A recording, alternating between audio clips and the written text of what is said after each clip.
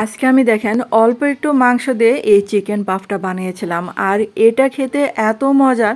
আর এটা যদি বানিয়ে দেন দেখবেন যে আবারও খাওয়ার জন্য আবদার করবে, এতটা ভালো লাগবে। আসসালামু আলাইকুম সবাইকে। আর এটা যখন বানিয়েছিলাম ভিডিও শেষ হওয়ার সাথে সাথে আমি খাওয়া শুরু করলাম। আর কাকে দিব, তো আপনাদেরও দশা হবে এটা। আর একটা টেস্ট করতে গিয়ে দেখবেন যে আরেকটা খাওয়া শুরু করি। আর এই যে দেখেন অল্প একটু কিমা দিয়ে এটা কিন্তু করা যায়। এখানে দেখেন 2 কাপের মতো ময়দা দিয়েছি, কিন্তু ভরা ভরা 2 কাপ দেই নাই। তো অল্প একটু লবণ দিলাম, আর এই যে শুকনো উপকরণগুলো আগে মিশিয়ে নিতে হবে। তারপর হচ্ছে এখন এই যে তেল দিয়ে নিলাম, আর তেলটা দিয়ে আবার ওই যে দেখেন মাখিয়ে নিচ্ছি। আর বন্ধুরা, যারা আমার চ্যানেল আজ প্রথম ভিডিও দেখছেন কিন্তু চ্যানেলটাকে সাবস্ক্রাইব করতে ভুলে গেছেন, প্লিজ তাদেরকে অনুরোধ রইল চ্যানেলটাকে সাবস্ক্রাইব করে আমার পাশে থাকতে পারেন। আর এখন হচ্ছে নর্মাল পানি দিয়ে এটা ডো তৈরি করে নিচ্ছি। আর এই যে দেখেন ডোটা কিন্তু তৈরি হয়ে গেছে। আর হাতে একটু তেল মাখিয়ে এটা আমি রেস্টে রেখে দিব। আর এটা রেস্টে থাকতে থাকতে আমি হচ্ছে ভিতরে পুরটা তৈরি করছি। আবারও কিছুটা তেল দিয়ে নিলাম। তারপর হচ্ছে এখন এই যে কিছুটা পেঁয়াজ কুচি দিয়ে দিব। আর পেঁয়াজ কুচিটাকে হালকা ভেজে নিচ্ছি। তারপর হচ্ছে আদা রসুন বাটা দিয়ে দিলাম। আর এখানে হচ্ছে 1 পিস মুরগির বুকের মাংস আর কি কিমা করে নিয়েছি। আর এগুলা দিয়ে দিলাম। আর এখানে হলুদের গুঁড়া দিলাম, মরিচের গুঁড়া দিলাম, ধনে গুঁড়া দিলাম, স্বাদ মতো লবণ দিলাম। আর এটাকে একটু ভেজে নিচ্ছি। আমি কিন্তু ভাজা জিরা গুঁড়া দিয়েছি। আর কিমাটাকে অনবরত নাড়তে হবে। এটা কিন্তু দেওয়ার সাথে সাথে একদম দলা পেকে যায়। তারপর হচ্ছে একটু গরম মশলা গুঁড়া দিয়ে দিলাম। আর এখন একটু পানি দিয়ে এটাকে ভালো করে সিদ্ধ করে নিচ্ছি।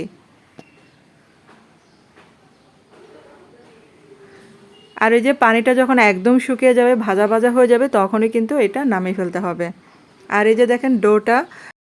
আর এই ডোটাকে আমি কয়েকটা ভাগে ভাগ করেছি, যে কয়টা চিকেন পাফ তৈরি করব। আর এখানে দেখেন একটা ডো এনে এখন এই যে বেলে নিচ্ছে। আঁকা বাঁকা হলেও কোনো সমস্যা নেই, যে যেরকম বানাতে পারেন। আর আমি দেখেন এখানে কিন্তু কোনো আটার গুঁড়া দেই নাই বা ময়দার গুঁড়া দেই নাই। এটা জাস্ট পিঁড়ির মধ্যে একটু তেল ব্রাশ করে নিয়েছিলাম, সেটাতে আর কি আমি এটা বেলে নিলাম।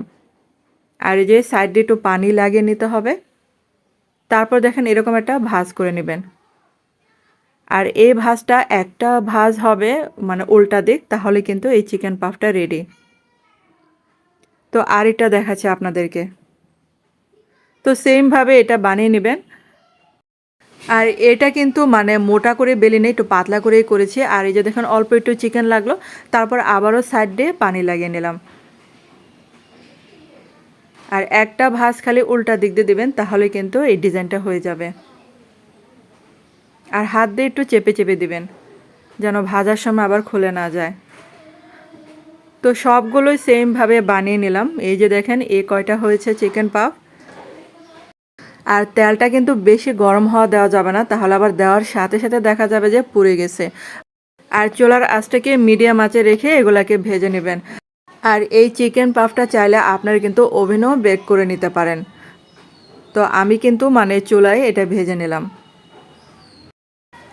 আর কুরবানি ঈদ তো এসে পড়লো। আর কুরবানি ঈদে তো অনেক মাংস রান্না করা থাকে বা মাংস গড়াগড়ি পারে, তখন কি করবেন, মাংস দিয়ে এরকম একটা রেসিপি করে দিতে পারেন।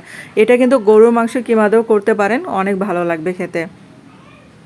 আবার চাইলে কিন্তু মাটন দিয়েও করতে পারেন, সবগুলো দিয়ে মাংস খেতে অনেক ভালো লাগবে। আর এটা একটু আস্তে আস্তে ভাজলে দেখবেন যে অনেকটা ক্রিস্পি হয়। আর এখন এটা ভাজা হয়ে গেছে, তো চুলা থেকে এখন নামিয়ে ফেলছি। আর এগুলা নামিয়ে পরবর্তীগুলা ভেজে নেব। আমি কিন্তু সবগুলোই এটাতে দিয়ে দিই নাই, পরেরগুলা ভেজে নেব এখানে। আর এই নাস্তাটা সত্যি অনেক মজার, তো একবার হলেও কিন্তু ট্রাই করতে পারেন এই মজার নাস্তাটা। এখন এই যে বাকিগুলো কিন্তু ভেজে নিচ্ছি। তো হয়ে গেল কিন্তু এই মজার চিকেন পাফ নাস্তাটা। তো আপনাদের কাছে এই রেসিপিটা কেমন লেগেছে অবশ্যই কিন্তু আমাকে কমেন্ট করে জানাতে পারেন। যদি ভালো লেগে থাকে তাহলে কিন্তু একটা লাইক দিতে ভুলবেন না। আর গরম গরম সস দিয়ে খেতে এটা যে কি বলবো, এত মজার। যারা খেয়েছে তারাই শুধু প্রশংসা করেছে এই চিকেন পাফের রেসিপিটা। আর এই যে দেখেন আমি একটা ভেঙে দেখাচ্ছি আপনাদেরকে। উপরেটা ছিল অনেক ক্রিস্পি, আর খেতে কি বলবো, তো অবশ্যই কিন্তু ট্রাই করবেন। আর এই যে দেখেন এখন এই যে টমেটো সস নিলাম এটা দিয়ে খাওয়ার জন্য। তো এরকম সাথে সস দিয়ে খাবেন, দেখবেন যে এটার স্বাদটা আরও দ্বিগুণ বেড়ে গেছে। তাই আপনাদের কাছে বলছি এই মজার নাস্তাটা বানাতে মিস করবেন না, অবশ্যই কিন্তু বানিয়ে খাবেন, অনেক মজার হয়।